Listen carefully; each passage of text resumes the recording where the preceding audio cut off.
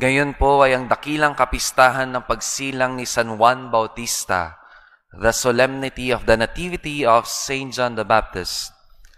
Ano po ang pwede nating matutunan sa ating pagdiriwang ngayong araw sa kadakilang kapistahan na pagsilang ni San Juan? Ang sagot, ang kahalagahan ng pangalan. The importance of our names. Siyempre po, alam po natin yung mga pangalan po natin. Pero ang tanong ko po, alam niyo po ba kung bakit yan ang naipangalan sa inyo ng mga magulang niyo? Tanong ko rin po, alam niyo rin po ba kung anong ibig sabihin ng mga pangalan ninyo? Research niyo po. Check niyo po kung anong ibig sabihin ng mga pangalan ninyo. The meaning of the name of John means God is gracious. Ang ibig sabihin ng pangalan ng Juan ay ang Diyos ay kay bait, ang Diyos ay kay buti, ang Diyos ay mapagbiyaya. Kaya pag ang pangalan mo ay may John o Juan, it means God is gracious.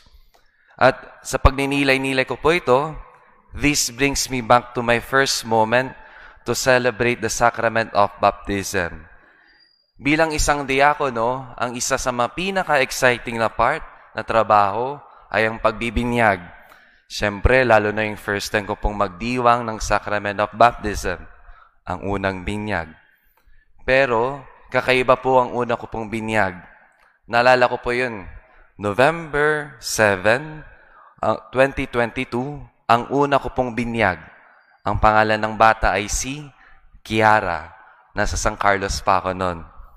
Pero mas naalala ko po yung binyag ko po, hindi dahil ito yung first. Naalala ko po yung unang binyag ko po, dahil sa kalagitnaan ng binyag ko po, sinabihan ako ng katikista. Sabi niya sa akin, Rev, yung nanay ng batang yan, pagkatapos na isilang yung batang yan, namatay. The first baptism was supposed to be memorable because it should supposed to be brought me joy. Pero mixed emotions kasi paano ko i-handle yung unang binyag kung ang pamilya ay namatayan sila ng isang pamilya, ng isang yumao at lalo na ina ng batang binibinyagan ko. Yung pangalan ng nanay ay si Ate Kiara. Pagkatapos ng pinanganak ang kanyang kaisa-isa at kauna-unahang anak na si Kiara, si Ate Chris ay namatay kinabukasan. Siyempre, ito po yung unang funeral mass ko rin na inassist kay Father Jeffrey. Ang unang funeral mass ko po ay walang iba, ay si Ate Krisa. Kakaiba po, unang binyag ko po, si Kiara. Unang assist ko sa funeral mass, yung nanay, si Ate Krisa. Hindi ko po alam kung ano po yung may iisip ko po to nung pagkakataon na ito. Mag-ina ang aking mga first baptism, and first assist in funeral mass. Siyempre, ang asawa na si Kuya Jeffrey at ang pamilya niya ay lugmok nung nasa funeral mass. Kalungkutan ng nababalot at iyakan sa pagkawala ng nanay na si Ate Krisa. Hirap man po ako maghumili nun dahil mag-ina po yung pinagninilayan ko po ng araw na yon. Unang funeral mass, nanay, bilang diakono. Pero doon ko po napagnilayan, bago po nagumpisa yung misa, nang ibig sabihin ng pangalang Kiara, yung bata, ay light or clear.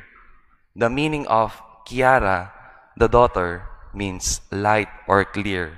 At sinabi ko po sa mga mahal na mga yumao, isang paalala na kung nasa kadiliman sila na pangyayari na yun, sa kadiliman ng pangyayari sa buhay natin, kahit hindi natin lubos na maunawaan, darating ang panahon na magkakaroon ng kaliwanagan at kaliwanawanan sa bawat isa.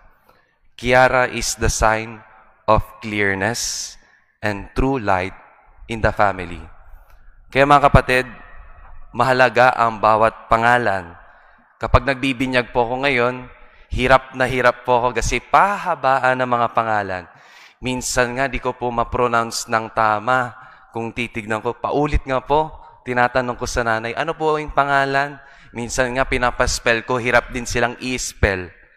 Pero ito po ang paalala sa atin.